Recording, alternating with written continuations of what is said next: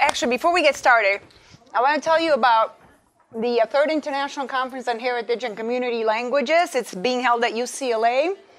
It's February. You can still submit an abstract, or if you want to organize a panel of people to present on a topic or a situation in your school that pertains to heritage language learners, creating materials, creating and adapting materials, anything of that sort.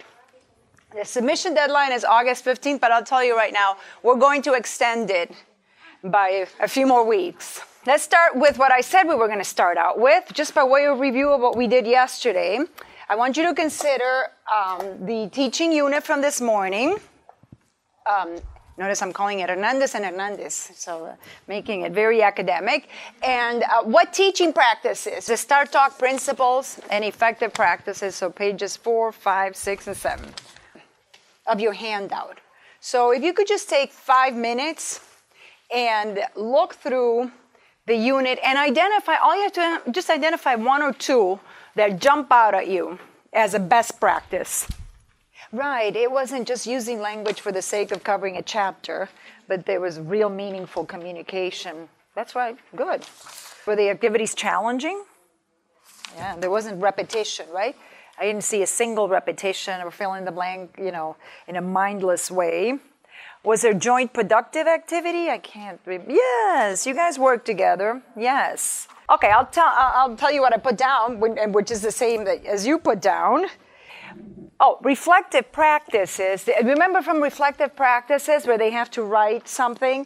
So you may not remember the topics, but I took them down. Notice that the earlier course is very yo. Mi familia, mi camino hacia la universidad, un poco sobre mi futuro. That is typical of what level? Intermediate, right? When they're talking about themselves. And notice that 2, 3, 1, 5 progresses to more abstraction away from the self, right? It starts out with yo, that's great. And then it moves to ser bilingüe, which is a concept, aprender otra lengua, hablar español en los Estados Unidos. So notice it kind of moves in the right direction. You want to kind of take it away from the student. I'll tell you right now, studies that have been done of the actual proficiency standards, frequently HL learners fail to go up a level because they're stuck talking about themselves, right? What's the best way to get to X? And they go, well, I go and I do this, and it's all about I. To get to the higher levels, you've got to be able to abstract away from yourself and present arguments and, not so much yo, right? So another thing I noticed was the use of préstamos to get to the standard. Right? Where would you put that in terms of a best practice? What kind of best practice would you say that is? I have a couple where I could put it. Making meaning, connecting school to students' lives, right? It also moves in the right direction, right, in terms of proficiency. Remember, they use bachateria, or the example discusses bachateria to lavanderia. So they went from the familiar to the unfamiliar, right?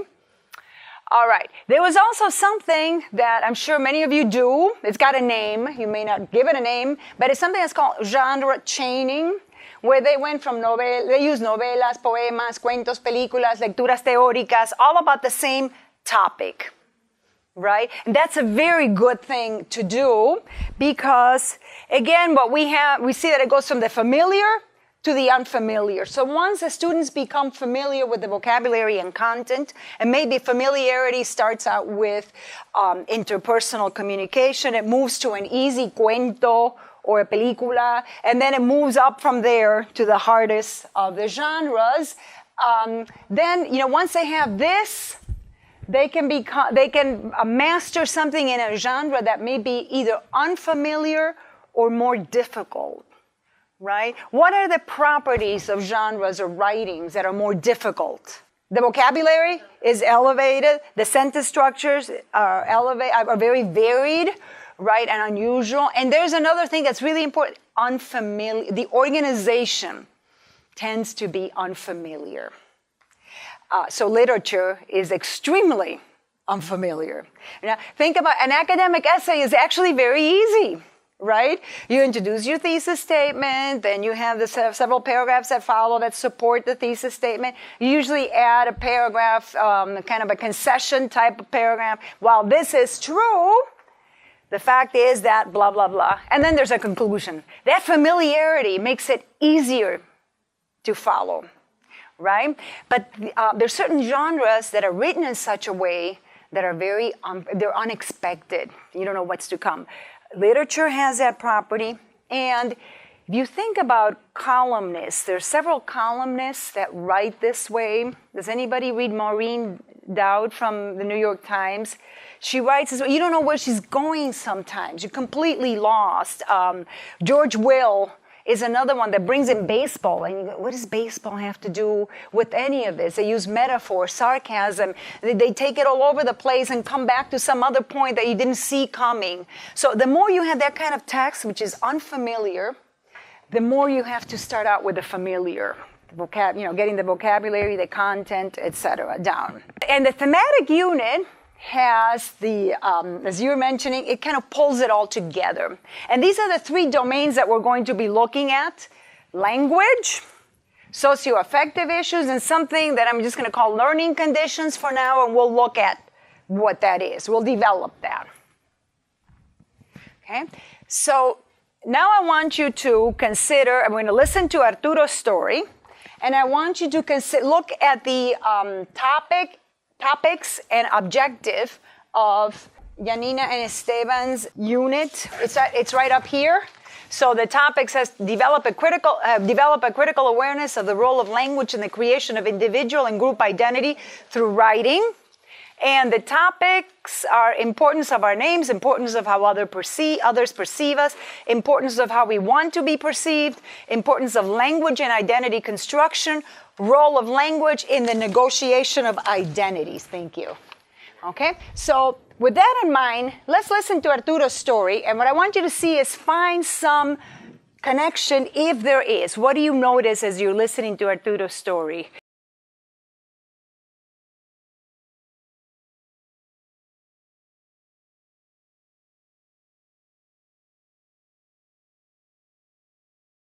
What connection do you see between Arturo's story and the unit? What's the unit about? Integrating these two worlds, right? These two personalities that he has. So you can see how identity is so central to everything. Is there anything, aside from this question, is there anything that struck you about this story? The importance of how he wants to be perceived, which also connects to the unit, right? Exactly. Yeah, it doesn't matter really that he's Cuban and Mexican, he decides his own identity. Just kind of a summative kind of thing is that Arturo's story reminds us that life experiences are intertwined with language. When you're talking about heritage language learners, right? It's not just about what they can do with language, but also who they are, how they want to be perceived by others, what they do. So he did a lot to preserve his Spanish, right? And who they want to become. Because notice he had goals for his Spanish as he was growing up, right? So now with that, I want to go back to something I mentioned earlier, which were the three domains of HL instruction. Now we're going to the new part of the handout, which is on page 8. And this kind of summarizes it.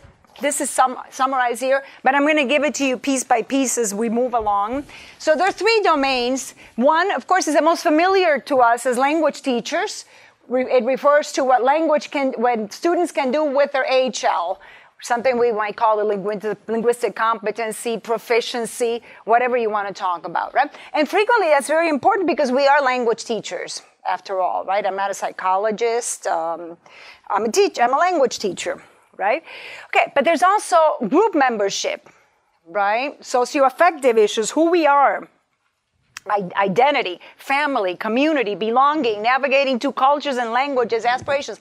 And we've seen in the last 2 days how critically important those two things. If all you're doing is language, you're missing out on sort of the driver of language acquisition, which are all these issues. Right? And then there's also this thing that I did not define, the learning conditions. That's where I want to go next. We'll come back to each of these occasionally. But for now, let me just take you to learning conditions. How it is that students become proficient. right? In other words, what do we need to do to ensure that students achieve their proficiency goals? Okay, so what did Arturo do? How did he create learning conditions for himself? Because he had a lot of agency. Sometimes we see children as just, things that we can push around and they will do whatever we tell them to do, or they need, in order to get something accomplished, we need to lead them the whole way there. But you can see that's not the case with Arturo. What did he do? What do you remember that he did that took him down the road of keeping his Spanish and improving it? Oh, reflection. Yes, it connects to the unit. Exactly. Reflection, introspection. He knew he could access English to learn Spanish. That's right. He worked as an interpreter, and he also talks about need. He had a need to speak Spanish, because if he didn't speak Spanish, he wasn't going to eat. Of course, he's joking, but, need goes a long distance, right? So here's some I put down. He became, he engaged in self-directed learning. Or what we saw yesterday, remember, lifelong learner. Even at an early age, he started to develop the skills to become a lifelong learner. Remember, that's one of the things you want to achieve. Remember the 5 C's that we did yesterday? It's one of those that you don't see it until something like this comes up. Okay, accessible reading materials, the magazines, right? And remember also yesterday we talked about silent reading in the classroom. If you can do that, if you can give your students 15 minutes a day where they choose what they want to read, if you have a whole bunch of books that you want to bring to the classroom, put them out and let them choose something that they like, right? Let them pick something they like. That helped them. The comparisons of English and Spanish, working as an interpreter, and of course the need. So what did we see in Claudia's presentation that spoke to creating the right learning conditions? What was that, what was the lesson about that would make learning more engaging, more meaningful to learners? Creating an atmosphere where the student is included, not judged. It's difficult to learn when you're apprehensive, when you don't feel valued.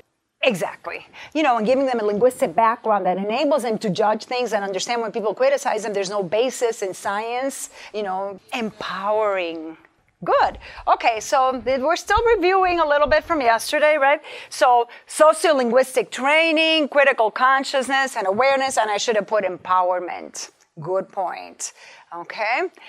Here's another way to look at things that are create good conditions. This comes from a former student of mine, and it was in a book I published about U.S. Latinos. And the student said, in high school, I was one of very few Latinos. My friend and I were called the American kids. This was always funny to me because my dad's family always told me I was American. In school, I was labeled Mexican, but to the Mexicans, I am American. I'm part of each, but not fully accepted by either. It's this weird duality in which you're stuck in the middle.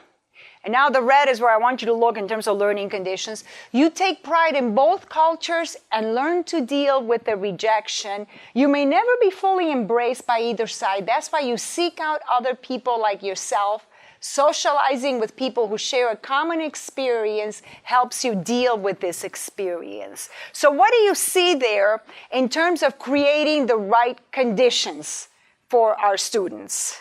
The right learning conditions. And I've heard that in schools, they separate themselves according to their background and how, recent arrivals versus people who've been here for generations, etc. But the principle that I'm going to show you still holds communities, right? This student says, that's why you seek out other people like yourself. So you want to create opportunities for communities. Remember from yesterday, the 5 C's? Because having a community of learners where there's shared experiences and needs and strengths makes it possible, it enhances the learning experience, right? Okay, so we have some ideas now about the learning conditions. They have to be right? So now, back to the unit, and I'm going to ask you to consider what domains. Remember, the domains are 3. The socio-affective, things having to do with group membership, identity. There's the language, what you know, what you can do with language. So notice what you know about language is your explicit knowledge of language, and what you can do with language is your functional knowledge of language. There are two kind of different things about language. You can do either one. And then the learning conditions. So go back through the unit and see, I'm asking a very simple question. Which of these 3 domains, or all 3 domains, where do you see them being targeted for instruction? So is language targeted? Clearly, right? Where do you see it? And so let me go to the easiest. There's a visible, very visible part where language is targeted. Page 4, 2, right? And then at the end, there's a writing piece where there's also focus on language forms, right?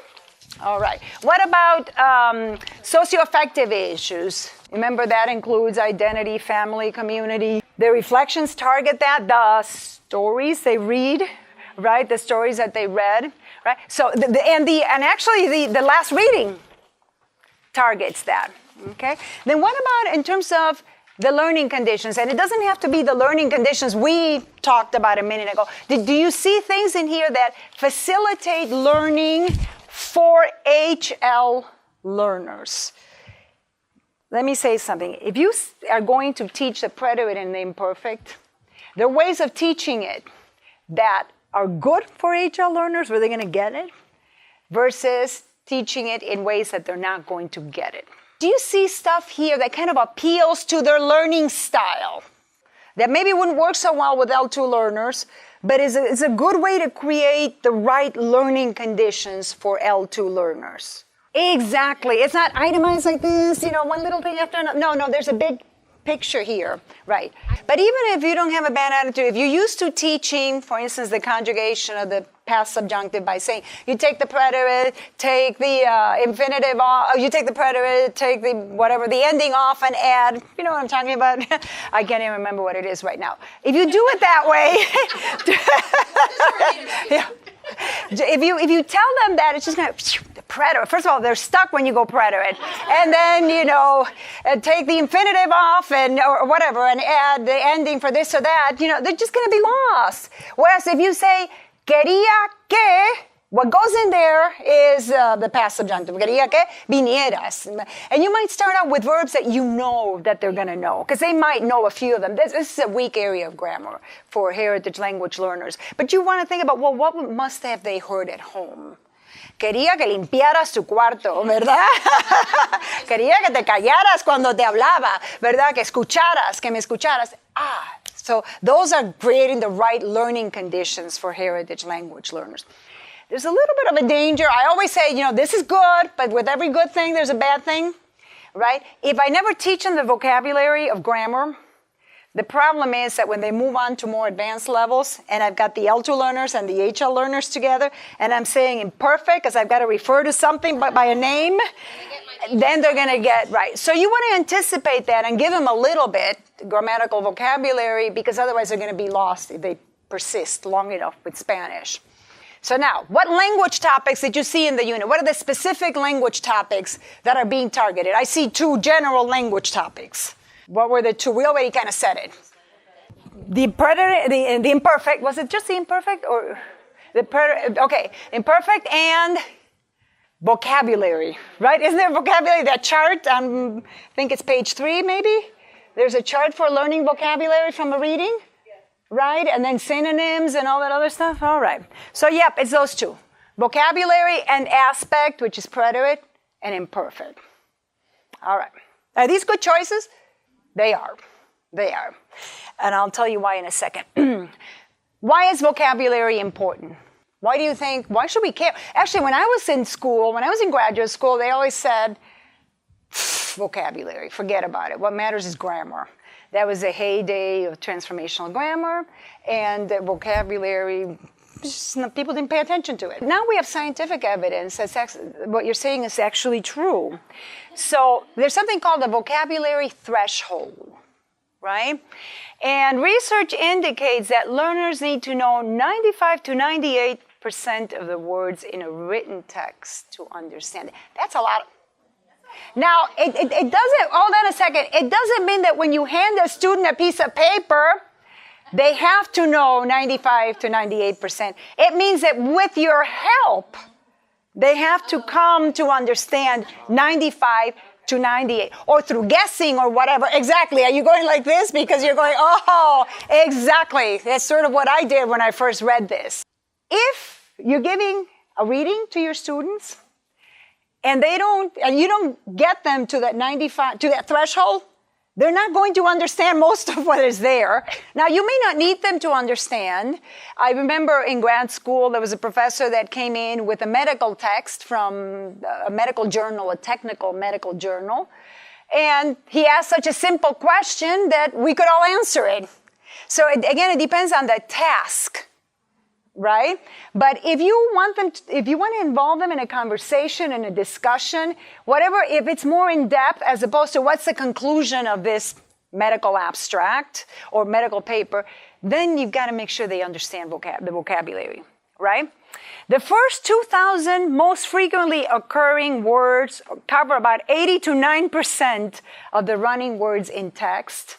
So if your learners know the 2,000 most commonly occurring words in Spanish, they're not there. But here's what you can do. You know what I've done? I have a class for heritage speakers that they have to test. I test them on by the end of the semester, they must pass the test on the 5,000 most commonly occurring words. If you look them up, you'd be surprised. They will know maybe 80 to 90% of the words.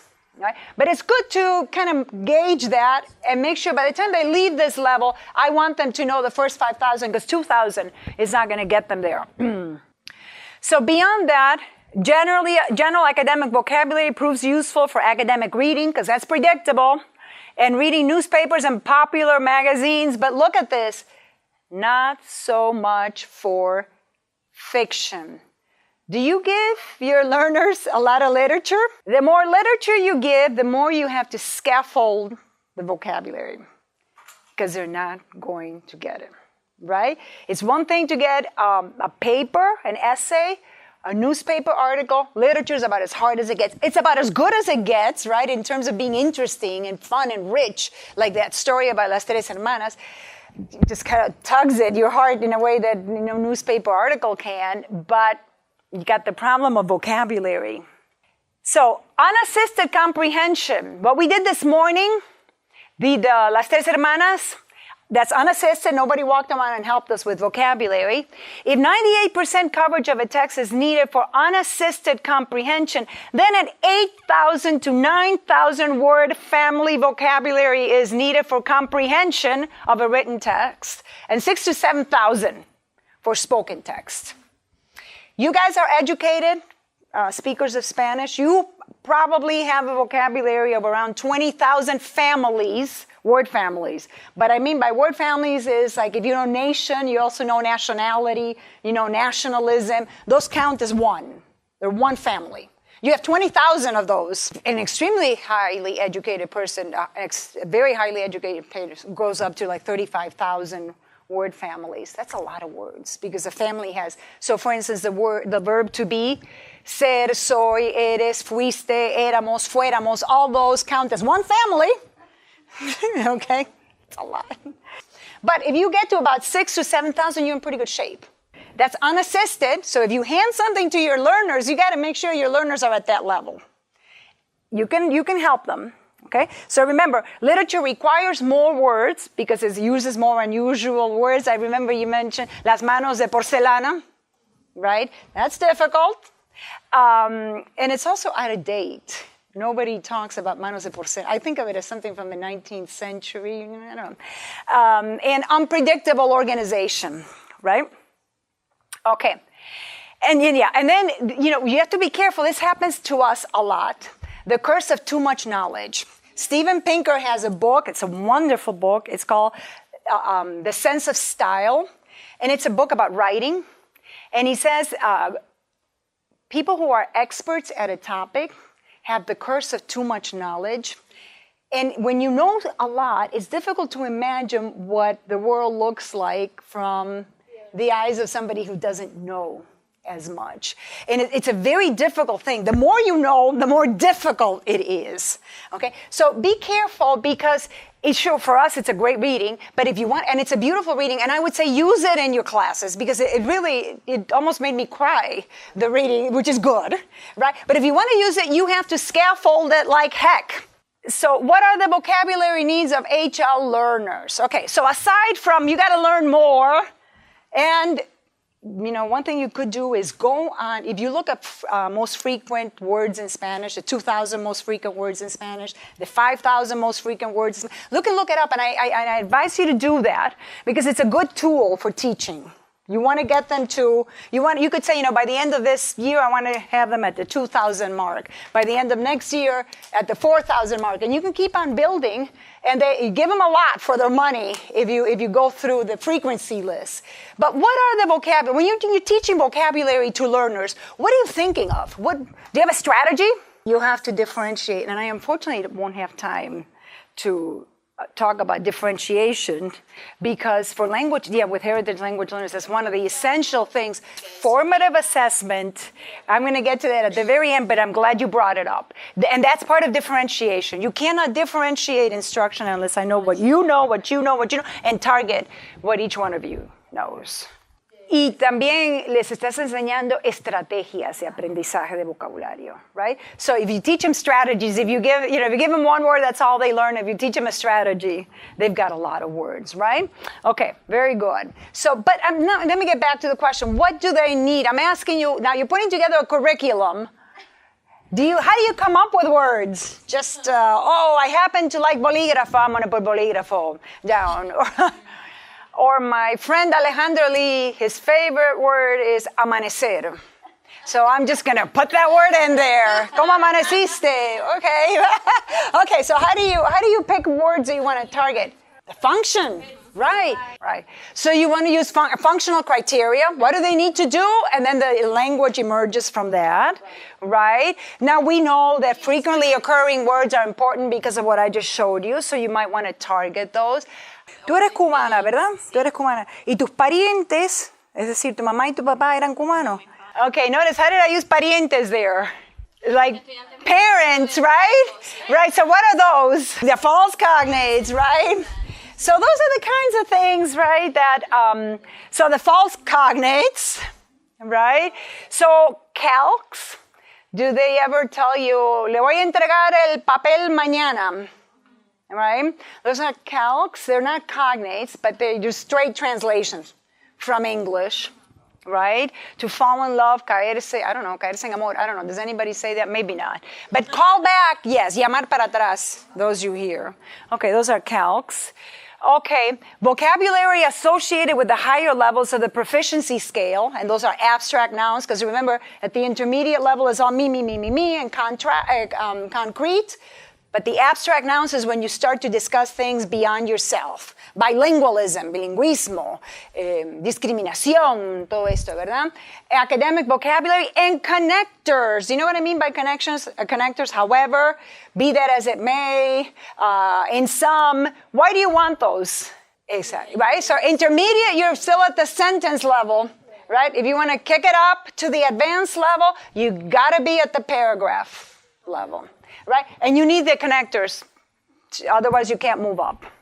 Okay. So now I'm going to get to aspects of lexical knowledge, and we've already covered some of this, gracias a nuestra colega. Okay, receptive versus productive vocabulary. So I wanted to use for this exercise, what was it, didacticize? But it didn't work as well. So I'll tell you one word that I learned within the last 2 years. And I can tell you exactly when I learned it because it was powerful. Operationalize. Yes, exactly. Operationalize is something you do so that a fuzzy or abstract concept can be put into practice, right? So for instance, critical language awareness is kind of a concept, a big context. How do you operationalize in the classroom? So then we talk about the exercises that you do in the classroom. Now, I suspect from now on you're going to understand that word. Now that I've told you that, because it's very clear, right? It's very transparent, right? To make something work is to operationalize it. You may not use it. So you may have receptive knowledge, right? but you may not have productive knowledge. By that I mean you may not use it in your everyday language. So there's a question of receptive versus productive. We may want our students to have receptive knowledge of a large number of words, not so much, and not so many of a productive type. When to use a word. So did anybody ever watch Project Runway? Okay, used to be one of my favorite shows. So remember Tim? He was famous for saying, make it work. So they'd give some incredibly difficult challenge to these contestants that had to make dresses, outfits. It was, it was about fashion. And they give them something incredibly difficult, like they give them a garbage can full of garbage, and they would say, make a beautiful dress out of this. And then, before leaving the room, he would say, make it work, just like that. And he became famous for that. Can you imagine if Tim had said, operationalize it? Would not have worked, right? There's something about make it work that works better in a context like that. So, right, operationalize it is the kind of word you can use among academics, and even there it sounds a little stuffy. Spelling and pronunciation. If you're from the United States, you spell operationalize with a Z. If you're from England, you spell it with an S.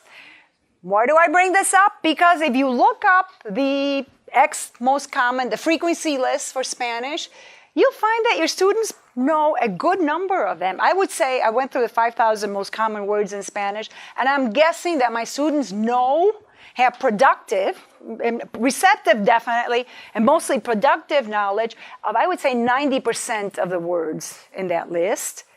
But I suspect what they don't know how to do is this, right? So I'm using this list to teach them what are the different aspects of lexical knowledge, right? What I don't want them to do is look at the list and say, I know how to spell nación. Well, if they don't know that in Spanish it's spelled with a C, I know nación because I understand it, but if they don't know that nación is spelled with a C and with an accent, their knowledge is not complete, right? So that's part of vocabulary knowledge, especially if you're learning language in an academic context, right? And then parts of words, operationalize is what you were saying. It's eyes, right? And these are productive ways to create more words. Nation, national, and nationalize, right? So it's what you were mentioning about the parts of words, how they help us, right? It's a vocabulary learning strategies where you can have your students ask themselves, well, what do I know about this word and what don't I know about this word? Also connotation, cheap versus thrifty, right? Which one would you rather be? There was an example in the news about this recently. I noticed there was something in the news yesterday which I found funny because this is new guy that Trump has appointed to what, I don't know, Scaramucci. And I guess he gave an interview, and then the newspapers described it as laced with profanity, and he described it as laced with colorful language, right? So one man's colorful language is another man's profanity. The difference between cheap and thrifty, right? So if you know vocabulary, those are the kinds of things you can do, right? Ambitious is an interesting one between English and Spanish, because in Spanish it's not always a very positive thing to call somebody ambicioso, right? Whereas in English it could be, depending on the context, it could be, right? Multiple meanings, polysemy. So, for example, take the root. The root can be of a plant, right? The root can be of a word, right? Or it can be the root of a number, the square root of 2. So in a business class, I would imagine a word like mercado becomes important. And they might define it as un lugar donde hay comida, donde se puede comprar la comida, comestibles y otras cosas, ¿no? But in a business course, mercado is likely to be, I don't know, the bigger sense of market, right? The economic, the societal, at the societal level. So you can engage your students in studying this kind of thing. Now, let's talk about how to teach and how to learn vocabulary. You can use the English vocabulary to charge, the Spanish vocabulary. Do you ever let them play with words? Because it can be rather fun to play with words. Every day a student comes in and gives a favorite word, his or her favorite word, and explains why it's their favorite word. That's right. Rhyming is important because if you want them to write poems and they like to rhyme, that's going to be the thing. But here's another thing. Rhyming in English and Spanish is different. So it's a good way to notice the difference. The things that rhyme, Spanish allows many more things to rhyme than English. Okay, so I also, instead of having them make up, so sometimes the words are hard, especially the more advanced they get, the harder it becomes to use these words. I say go online and copy sentences where somebody has used them already in a real life piece of writing. And then they look at, oh, that's how it's used. You know, they start to get a feel for how it's used. También usar sinónimos es parte de una estrategia, ¿verdad? That's really playing in a great word, right? And sometimes the dichos function like a whole word, right? Because if you break it apart, it doesn't preguntando se llega a Roma. Well, I don't want to go to Rome. Why would I, you know, right? So you can think of a dicho as a whole word, really. It's a chunk of knowledge. That you could just learn it as a chunk. How many times do you think you have to hear a word before you learn it? And by learn it, I mean understand what it means. Seven times. On average, you have to hear. But again, it has to be strategically placed, right? And that's just to get the meaning, right? Then the more you hear it, then of course, then you start to use it. But just remember, if you put something up on the board once or twice, not going to cut it.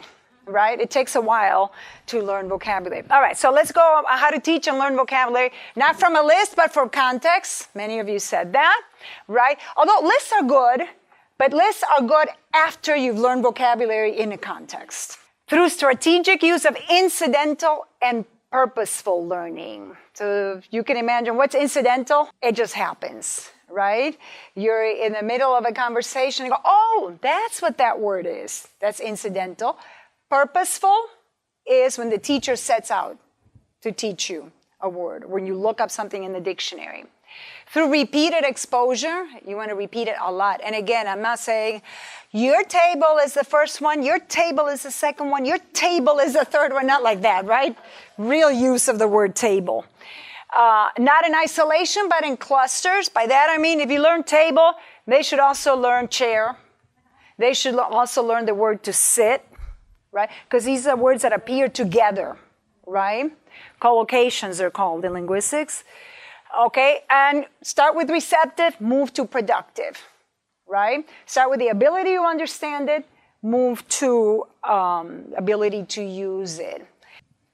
Okay, now let's go to Hernandez and Hernandez. How was vocabulary taught in that? Go back to that unit and look at how vocabulary was done. From these things, what are the different vocabulary teaching strategies or methods that you see in the unit? ¿De dónde vienen las palabras? De una lectura, ¿verdad? Entonces, fíjense que eso ejemplifica not from a list, but from context, right? So, ¿de dónde se sacan las palabras ustedes para Spanish 1, right? I mean, how do you choose? Backward design, right? Have you heard of backward design? You go, what do I want them to do with this reading? If all I want them to tell me is whether they like it or not, then that's the vocabulary you choose, right? If I want them to write something like it, then I have to look at the vocabulary that's in the reading and choose the words that will help them accomplish that task, right?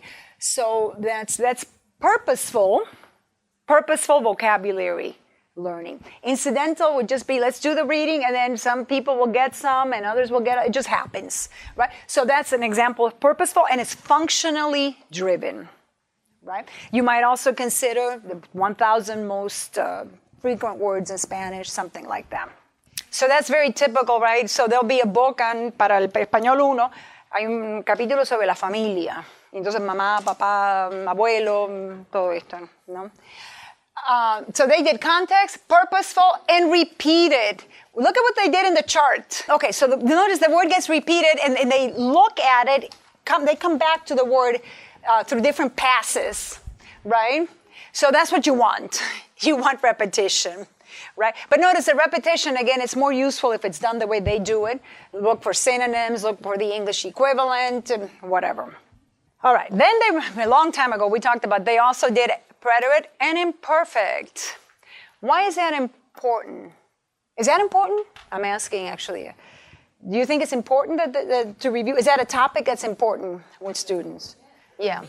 Yeah, porque tienen que hablar sobre el pasado, ¿verdad? So functionally, it's important, right? There's another reason why we know it's important, because this is one area of grammar that we know heritage language learners have problems with. Okay? So preterite and imperfect, and we're going to go through a list now. We're going to create our own list from our experience. Preterite and imperfect, in particular, of those two, the imperfect is more problematic. Even though the preterite has more irregular forms, the imperfect is more problematic. It's learned later in life by children, and so it's not learned as well by heritage language learners. Okay? So besides the preterite and imperfect, what else do you think, if you wanted to create your own curriculum, or if you have a reading and you say, oh, I'm going to extract these units of knowledge, of language from the reading, what are some other things for heritage language learners that you want to pull out from a reading or that you want to target for instruction? Gender agreement. Okay, let's talk about gender agreement. Everything, do I have to start from the beginning with gender agreement? In other words, you have to say, mesa termina con a, por tanto va a ser la mesa. No, so, because they know that. Right? Actually, we know children learn that very, very early in life. It's one of the earliest things that children learn. So you can bet that if it's learned very early in life, heritage language learners know it. Okay? But you're right. Gender agreement, what about gender agreement? The exceptions, like, can you think of problema, día a lo mejor no, pero problema sí se confunde muchísimo, ¿verdad? Okay, so right, that what I call non-canonical endings, right? Things that end in A but happen to be masculine, things that end in O and happen to be feminine, okay? And then there's something that's kind of academic, so you may want to get to it very later. So, el agua fría. Right, el agua fría, those that start with stress A. That's not very important, but la águila o el águila, right. But those are not terrible. It's more of a convention. So that comes at a higher level, but that's one aspect of gender. Okay, we got gender. What else? So gender, in preterite and imperfect, we got two things. El subjuntivo, big time, right? So you got el indicativo y el subjuntivo, and which is the one you want to stress? El subjuntivo, right? Right. And within subjuntivo, not all subjuntivos are alike. There's some that are harder than others. What are the hard subjuntivos? El pasado, quería que viniera, right? And the compound tenses, right? Hubiera venido, ¿verdad? El pluscuamperfecto, right? Hubiera venido, el pluscuamperfecto del subjuntivo, right? So if you get a student, so this is kind of nice actually, there's a hierarchy of knowledge.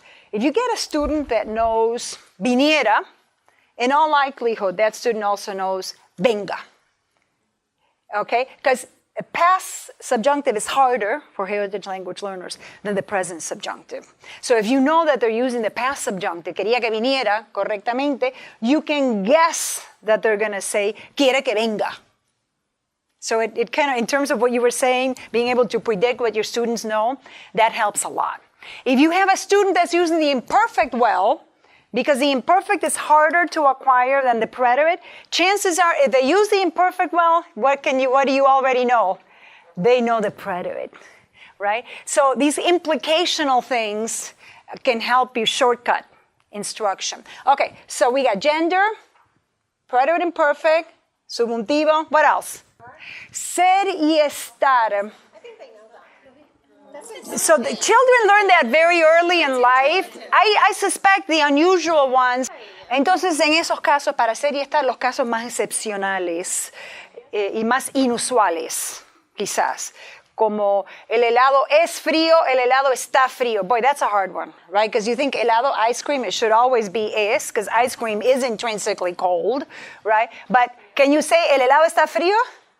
Yeah, right? If you're having ice cream and you step out the door on a very cold day, you might say, El helado está frío, right? Because it's relative to what it usually is, right? So you want to use está. So those kind of very casos exquisitos, right? And so maybe a way to do that is to say to them, all right, so if somebody there's an alien that comes from outer space, he's never seen ice cream, which one would you say to the alien? ¿El helado es frío o el helado está frío? I bet you they're going to say el helado es frío. And then which one, imagine yourself buying ice cream and going outside on a day when it's minus 20 degrees. Which one are you going to say, el helado es frío o está frío? I bet you're right. Yeah, exactly. Exactly. So they might actually be able to make that distinction, in which case you don't have to teach it. They already know it. Okay, so el condicional, cuando decimos futuro, decimos condicional también, because they're closely related, right? ¿Dónde estaría? The conditional is the future in the past, right? Entonces el condicional, and also they don't know C clauses, right? Si estuviera, so I'll tell you what has been tested: gender, plural.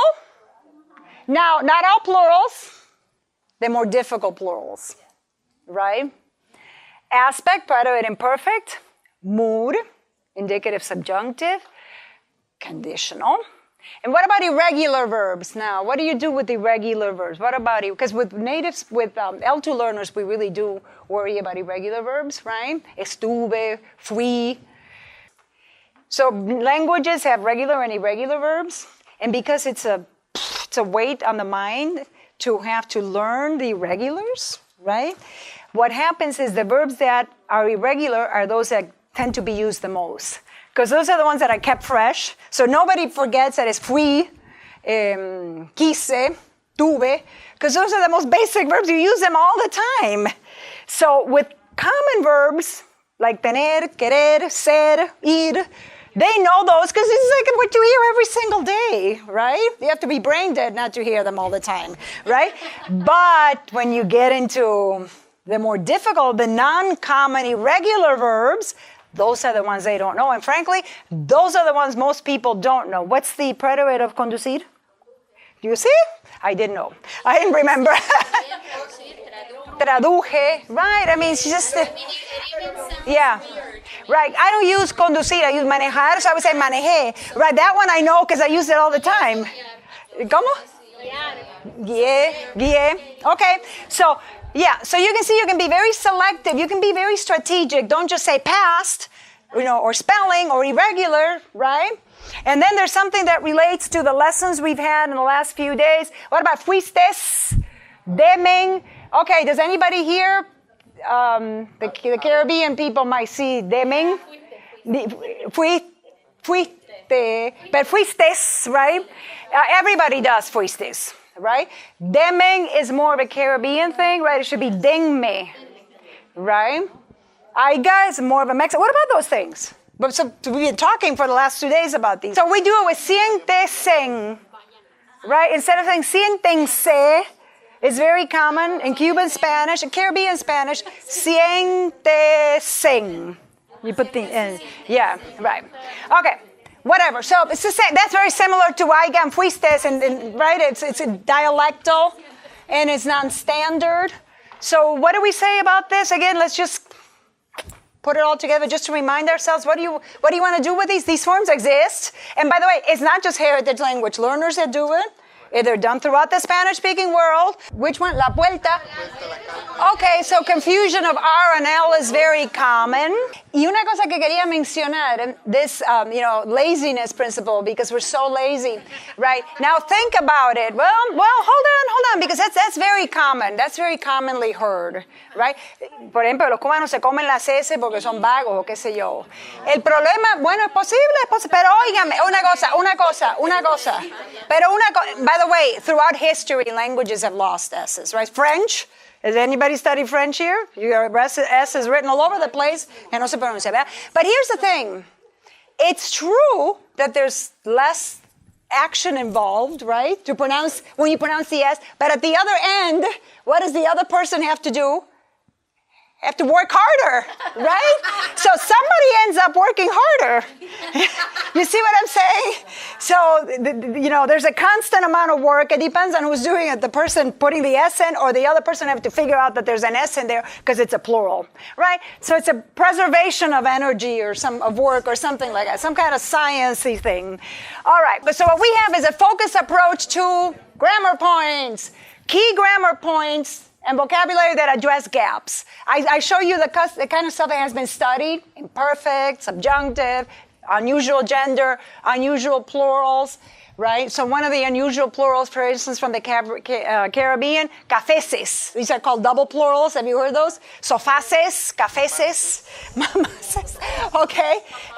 Papaces. So and also the ones that you know your students to do. Right? So if I'm teaching Cubans in Florida, I'm not. I teach in California. I know deming is a big thing, not aiga, because Cubans don't use aiga, right? Okay, so what you know your students to do. So that's one criterion you can use. Another one is essential topics and vocabulary for using authentic text and engaging in tasks. Okay, the words I put there, I picked out from Janina and Esteban's lesson, because they were questions that they had to look at. I looked at the questions that they had to look at in order to write a little essay at the end. And these struck me as important words for that task. I just did it very quickly. Okay, I'm not sure those are the most essential words. But those are words that I would try to pre-teach because I know I want them to write this little essay. And it looked to me like the essay would involve using yo sería de esta manera, me gustaría, right? Negocio mi identidad de esta manera. So just knowing that they're going to have to write something where these words are likely to come in handy, I pre-teach those words. So 2 ways of doing it: the research and your experience with students. What don't they know? Address those gaps. And then what do I want them to do? And what language do they need to know to do what I want them to do? Good? All right. So the second part is a functional approach, and that's where the stuff that we did yesterday comes in, right? If I want them to narrate in the past and to put things together, sentences together, I'm going to need to teach them connectors. I'm going to need to practice the past tense, etc., right? So you can see now this whole thing, everything is coming together, right? Back to the unit. How is the preterit and the imperfect taught in the unit? Look at what they did. They did something very clever. When I'm teaching an L2 learner, if I'm teaching them that comía jamón, I don't know how I came up with that one, is different from comí jamón, I first have to teach them what comía jamón. I mean, in order for them to understand what comía versus comí jamón, I first have to say ia endings, refer to things that happen, repetitive things, and comí happens only once. But notice with the heritage language learners, the other way around. Right? The heritage language learners is comía jamón is something that happened over a long time or repeated itself, versus comí jamón only once, or you're just saying it happened. Right? They understand the meaning. They may not be able to explain it. So they flip that in a very clever way.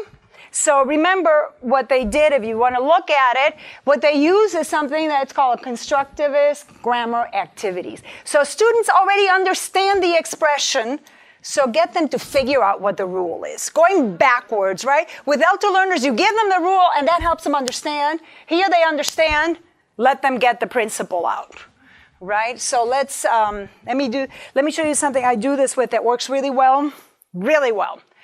I do this for las monosílabas, right? I used to stand in front of the class and say, cuando sí significa yes, it takes an accent. When it means if, it doesn't take an accent. How boring is that? So now I just say, those words have 2 meanings. Go online and find sentences that will help you determine which of the 2 meanings takes an accent. It's a great activity because they know the meaning, right? They don't need to see, right? If they see, mi hijo está enfermo, and they see that mi there, doesn't take an accent, and they know that mi hijo means my son, then they already know my doesn't take an accent, ¿verdad? If they find a sentence that eso es para mí, and they see me there with an accent, an authentic sentence, and they go, oh, when it means me as, me, as in for me, to me, there it takes an accent, right? So why is this such a great way of doing it? They figure it out. They use what they already know. Right? They find a line they go online and they say, sí se puede, see being stressed, they understand that expression. So you're helping them make the most of what they already know. You're not starting them from zero, right? So it's a good approach because it builds on the knowledge that they bring to the classroom. They understand the thing, so use that to bootstrap learning, right? So this gets to something else that's in the handout, the from-to principles. And this, again, gets to learning conditions. Remember, there are three domains. Language, we already finished language. Socioaffective, that was a lot of what we did yesterday and today. Now working my way to learning conditions, or I have been doing learning conditions. So the from-to principles means if they listen, if they know how to, if they can hear and understand a lot, use that to help them read. Have them listen to a news story and then read something about it. If they can speak before about something and then write about it. You've done this, right? That's a frequent way to scaffold writing. The home-based register, what they can do, what they do at home, and go with that register to build general and academic registers. Real-life activities to classroom activities, and HL learners' motivations surrounding identity, affect, and group membership. Let that tell you what content, help you find content for what you teach. All right, so this is what it looks like.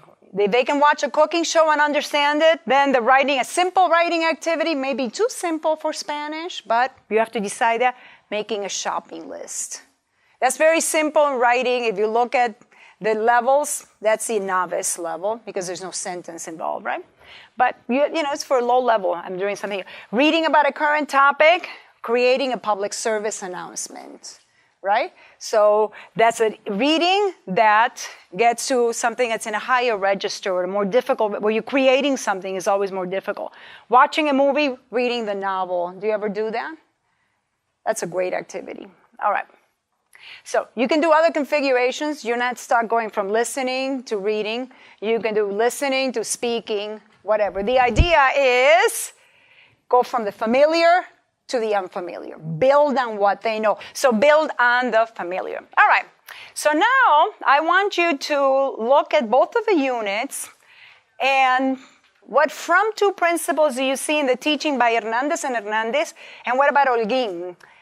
Anybody having problems with anything that's up there? ¿Y qué pasa? ¿Y qué pasa? ¿Y hay alguna otra cosa que les moleste? Why are you guys so uptight? La H de Holguín falta, ¿verdad? Why do you think I did that? I just did that on purpose. Why did I do that? You're in psychometrics, I can tell. Okay.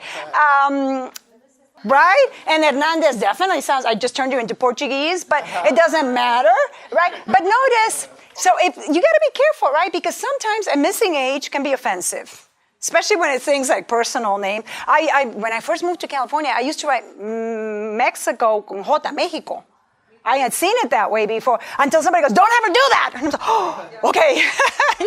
So, sometimes we got to be careful because some things you really want to teach because they can be offensive to people. And missing an H I don't know if I know you well. If I continue to write your name without an H, you might say, hey, come on, my name has an H y yo soy Hernández de español, no portugués, ¿verdad? But my point is, sometimes it's okay to sometimes say, orthography doesn't matter. You can still make it out.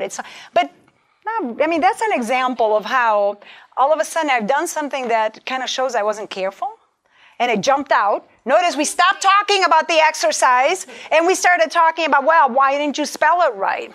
So just remember how that feels and maybe be strategic. Right? Let's take a break, but this is where you're going to go next time. What from-to principles do you see in the teaching unit by Hernandez and Hernandez, and what about the teaching unit by Holguín?